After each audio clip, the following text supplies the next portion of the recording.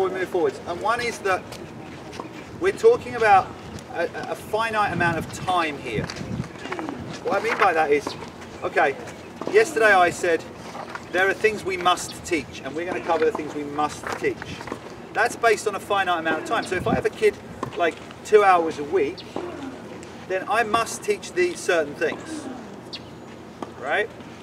If I have a kid 3 hours a week, I've got another hour to teach them some other things. So I should also teach them other things. Like a good example is in red, the standards that you move up on depend on how much you come. If you only come once or twice a week, then if you can rally cross, rally down the line, change direction of the ball and direct the ball to forehand and backhand on the serve, you're good. But if you come 3 times a week in red, I'm not moving you until you can hit all of that with spin. What? Yeah, because you can teach a red kid top spin, right? If you get 3 hours a week, it doesn't mean he's going to stay 3 hours a week. You're going to get more time at every level, so you should be teaching more skills at every level, not just moving the kid up faster. So you have to think about it like that, right? And it goes back to something I said before, which is, yesterday I said, it does depend on if you've got other kids for that kid to play with. If you've got one kid who's good and no one else is anywhere near him, he might have to jump a ball, which is, for me, that's not ideal. I always prefer to do what I call grow the garden. I think tennis is most successful when you have 6 kids who are all pushing each other. All the plants in the garden banging their heads, pushing each other like that. So I want 6, if every single person here produced 6 really good kids in every single year, right? So if we had, right, okay, 2008, oh, sorry, let's go a bit further. Let's go 2008, 2009s, yeah, 2010s. If every single year you look at this and you're like, right, I've got 6 really good kids. 6 really good kids from every single coach here. Do you know who the strongest state in the US would be in tennis? Alabama. All right? Seriously. Right? Because that's all you would need to do. And if you then got all those kids bashing heads against each other, you would have an amazing state for producing tennis players. Right? So this is one of the things we have to do. We have to try and create those little pockets of players that all push against each other, and not just take that one kid out of the garden and put him in a plant on the deck, plant pot on the deck, and go, here's my special child. The special child needs all the other children to push him. Right? And that's a really important thing for us to look at. We're often looking for that one trophy child. You know what normally happens with a trophy child if he ends up at your club and he hasn't got other kids to play against? He leaves and goes somewhere. Right? So create 6 kids who really push against each other. Make that your focus. Right? And we'll all end up stronger.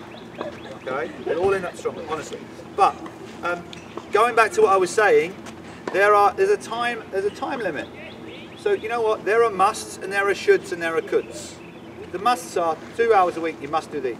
The shoulds are 3-4 hours a week, I should do this as well. And the could is there because, you know what, every once in a while a kid will come through the door and he will break the mold and he'll be able to do stuff you never dreamed the kid could be able to do, and you could teach him anything. But you cannot base your model on the coulds. Yeah? I remember going to one workshop, I think it was up in Kansas, and weekend before they'd had Agassi's dad. So for the whole day, all I got was, well, Agassi did this. Agassi, I mean, I'm sure Agassi's dad just told them what happened with Andre. Agassi, and I was like, yeah, you cannot base every single thing we're talking about on one of the greatest tennis players who ever stepped on the tennis court. That can't be your model. I'm sorry, it can't be.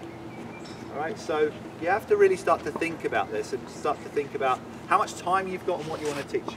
The other thing to say is, if you have more time, you might want to put some things in the bag. What I mean by put some things in the bag are, there might be some skills that are not part of your competencies which determine whether a kid moves from one level to another, but you think they're important. The volley is a good example at red. Lots of people like to teach the volley very early to little kids. It's an easy shot pretty much to teach at the beginning. They don't use it in matches. So it isn't, most of the time they don't use it in matches. Sometimes you will get some kids to do, right? So it isn't normally part of a set of standards.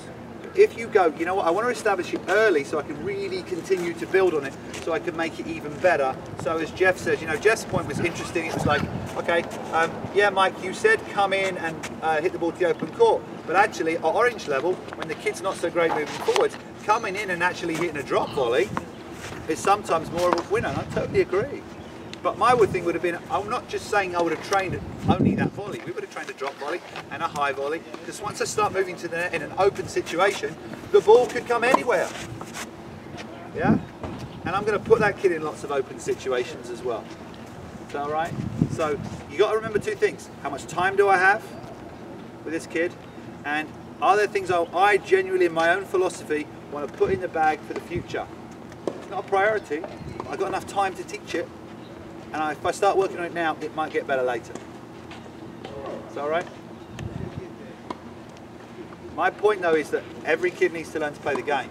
You can't do everything on future, because most kids will just give up. Yeah? Okay, any other questions? Right, Patrick, you want to hit something? Okay, so Patrick and Hunter just go back and let's just hit a couple. There aren't many big differences on green, to be honest. Right, so let's just move to green.